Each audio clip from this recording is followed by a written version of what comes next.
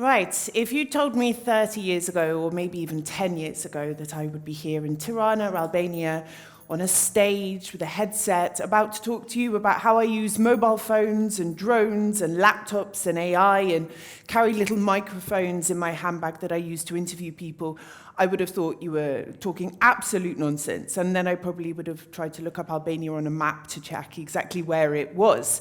But here I am, and I have to say as well, this is my second TED Talk, but I'm a bit nervous tonight. Not because you're scary or anything like that, but actually the day after my first TED Talk, which was also in Tirana, I found out I was pregnant, so I'm hoping I didn't set a precedent there. I'll let you know. Anyway, I'm Alice Taylor. I was born in the UK. I was born in a place called Cornwall, which for those of you that don't, stop giggling you, Cornwall is a place in the UK. It's like the little bit that sticks out at the end. And I grew up in a very, very remote place. I'm perhaps what you might call a katunar. I guess that's the right word to use. Anyway, so we didn't have internet at home. No one did back then, because I'm quite old. When finally internet was available for people's homes, we had to wait an extra 2 years, because that's how far away we were from the nearest other town.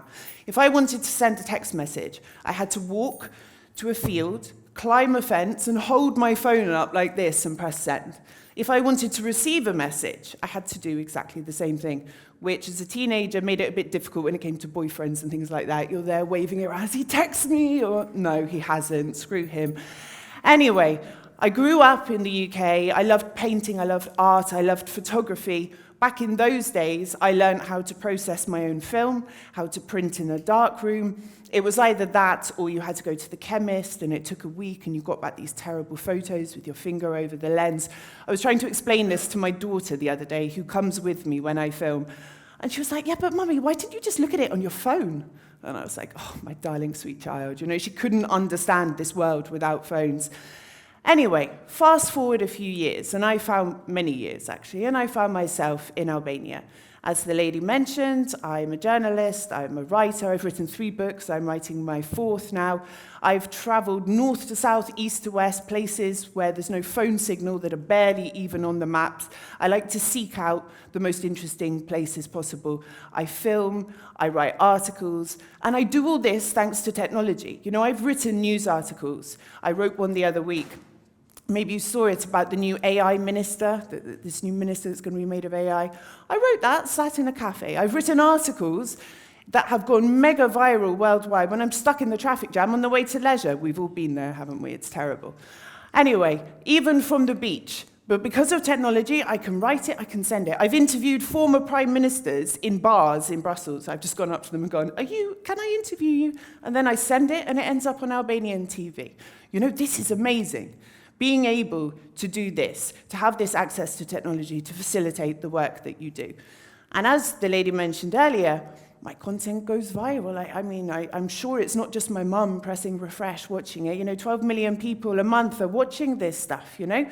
This is really impressive as well. Not because I'm doing it, but the access, the amount of people that are able to access this kind of content, you know, quality content, me putting a hat on, from anywhere in the world. But what's the point of this? Is it a business? No, it's not a business. I don't monetize anything with social media. I don't do paid advertising. I don't accept money for posts. I do it because I enjoy it. Obviously, as a journalist, yes, I'm paid. But anyone who works in media knows to be rich as a journalist, you have to be very lucky or corrupt. And I'm not corrupt, not sure about the luck. We'll see how it goes. Anyway, this is a passion. And this is a passion that has come to me since I've been in Albania, because I came here for a 3-day holiday. I was amazed about what I found, and I just felt at home, and I felt there was so much to explore and discover. And the more I travel around, and then when I revisit places, do you know what strikes me the most? Not just how wonderful it is, how beautiful it is, because we all know that, but it's how much is being lost. You know, I've been and visited places, I've gone back, the person's died, the tradition has stopped, it doesn't exist anymore. And this is happening for lots of different reasons. We have digitalization, we have social media, people are more interested in that than going out and seeing the world they live in. Demographic change, this is having a huge impact, not just on Albania, but on many, many countries. But we can't stop that. We can't change globalization, digitalization. And why would we want to? This is a natural progression. But what we should be doing is figuring out how we can preserve what makes this country so unique. So I want to talk to you about some of the things I've discovered during my time here. And when I was writing this speech, I came up with this really, really long list of things that I feel are endangered or are at risk of being lost or have already been lost. And I want to go through just a few of them with you. They may be things you know, maybe things you don't know. And I had to write them down because my original list was way too long. So, has anyone heard of Jambala? No? Okay, I was in Kuksi in 2019, and I was talking to the waiter in the coffee shop, and he was from a Gorani village near Shistavets, and I was like, what happens there? What's going on there? And he was talking about a few various things, and he said, but we have Jambala. And I was like, oh, what's this? He was like, well, all the guys in the village, all ages, they dress up like women, and they put on makeup and like a dress, but then they jump around and they sing and they whoop and they sort of dance around the village. And I was like, that's why? And he said, but Jeff. But then, no, he said, I think it's something to do with keeping away evil spirits, bringing luck, this sort of thing. And I was like, wow, this is really interesting, I've never heard of anything like this before. Neither of you lot either. A few years later, I actually bumped into him in Tirana. And I was talking to him, and he'd moved from the village and was now living in Tirana. And I said, what about Jambala? And he was like, they don't do it anymore. Why? Everyone's left. There's no one left. They've either died or gone to live in Germany or Tirana. And I thought that was a bit sad. And then I looked online. I couldn't find anything about this except for one grainy YouTube video, a few minutes long, of these men dancing around in this village. And that's all that remains. And that was in, a couple of years that this tradition has died out. I mean, that's crazy. Another one, fabric weaving. Leisure, one of my favorite places. There's a place called TEDxTBU in the center of the town. Therese Geger is the woman who runs it. She's amazing. You go into her shop. She has a workshop and then a shop at the back. She weaves with the traditional loom. I can never say the words in Albanian, so I'll say loom instead. And she makes the most beautiful fabrics, and she turns them into clothes for priests, the traditional uses as well, tablecloths and things like that, but also laptop bags, makeup bags, jackets and skirts. She tries to reimagine cool ways for these traditional fabrics to be used. But what she's also been doing is training young women from the local area how to do this, how to continue the tradition. I went back to see her just before the summer. How's it going? Not good. No one's buying the stuff. I'm trying to sell online, no one's buying it. What about the women? She said, Alice, out of all the women I have taught over the years, not one of them is continuing. She said, when I die, and there's only a few other women who are still doing this, on a regular basis, maybe 10 years maximum, the first-hand knowledge of this will be gone. We will just have the fabric left. And people may know how to do it, but they're not practicing it. Vitim. I was in Shkodra, I was on one of my little adventures. I meet people, they take me to meet their families, and you know how it goes. And I ended up in a house that was in mourning, and I walked into the room where all the women were, and there was the corpse. I still haven't got used to that in the Albanian sort of funeral tradition. And there was this woman there singing this visceral sort of song, sorrowful, and it was just, it was terrifying and moving, and the other women were kind of joining in, and I said, what's happening, And they were like, this woman, she goes from house to house, family to family, and she leads the mourning. This is not something that's happening anymore, really. You might find it in a few places, but the words, the melody, the song, the feeling, this is so valuable. And it's dying out as well. Jubleta, okay, it's one of the more famous ones. But the method of making the jubleta, you get these strips of wool. When they are made by mashing with cold water, it's serious work. You have to mash it till it turns into a kind of felt, and then construct the large bell-shaped skirt. You can buy cheaply made jubletas in many, many places, but the traditional way of making it, there's only a couple of people left who do it and who know how to do it. So even though this item's on UNESCO, in maybe 5-10 years, it's not going to be made anymore. It may have even stopped already. Tattooing. Now, this is going to be a controversial one. I'm covered in tattoos. I love tattoos. I do get quite a lot of negative comments here, though.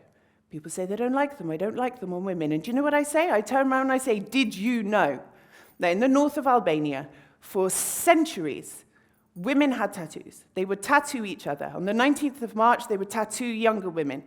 It was seen as something to do with maturity. I know you're looking shocked. Yes, tattooed women in the north of Albania. Who would have thought it? It was seen as something that was to do with maturity. They deserved respect. They were wise. They tattooed suns and stars and flames and serpents and various other things. Edith Duram, she wrote about it as well. She wrote a lot about it. These women with tattoos all over their arms. Now, it's not happening. And the mindset has shifted. Tattoos are bad. Women with tattoos are the devil or whatever. But it's so interesting what these motifs stood for. They were all linked to Illyrian and to pagan sort of origins. And again, this is being lost. Naming traditions. Has anyone been to Burisht? No? Okay. It's very remote. It's in Elbasan County. You have to go about 2 hours off-road to get there. And there's not really much there. And we stopped by this little hut by the side of the road. And there was a guy outside. He was a teenager. I asked him how old he was. He said 15. This is my coffee shop. This is my business. I'm the owner. And so we sat down and we had a coffee. And I asked him his name. And he had an Orthodox Christian first name and a Muslim surname. And I was like, that's really interesting. How did that come about? And he was like, what do you mean? I was like, but Orthodox, Muslim, you, like how? And he was like, no, I don't know. And I thought it was really curious. I was a bit confused, you know. And then this old guy came along with his pony, and I stopped him, and I talked to him as well, and he had the same. And I said, why is this? And he said, well, that's a very, very good question. You know, it's a long story. The Ottomans, they came, they tried to take us over, you know, but we wanted to fight back, so we kept our Christian name. We took a Muslim name, but between ourselves, we used the Christian name. This is what he told me anyway. And he said, you know, in the morning we would pray in the church, or, you know, we'd do our prayers to God, and then in the evening we'd go off to the mosque. But what was interesting there was the younger guy didn't know anything about it, didn't know his own history. He didn't know, but the older guy did. And not many of you maybe knew that either, let alone the place. These things are being lost. Lepusha. I was in Lepusha. There's no lavages there, there's no cafes, there's no telebingo, you know, it's even the center of the village, it's just a few houses, it's beautiful, I love it. And I saw this woman, and she was so frail and old, and she had this huge backpack with an American flag on the back. And I was like, I've got to stop and talk to her. So I stopped and talked to her. She told me her name, and then she told me her born name. And I was like, why do you have two names, you know? And she didn't really want to give much information at first, and I kept on, you know, the journalist in me. And then I checked what she told me with a colleague from the area as well later. So basically, in Lepusha, in other very remote areas, if your kid got sick years ago, you couldn't just drive them to the hospital. There wasn't a doctor on call or anything.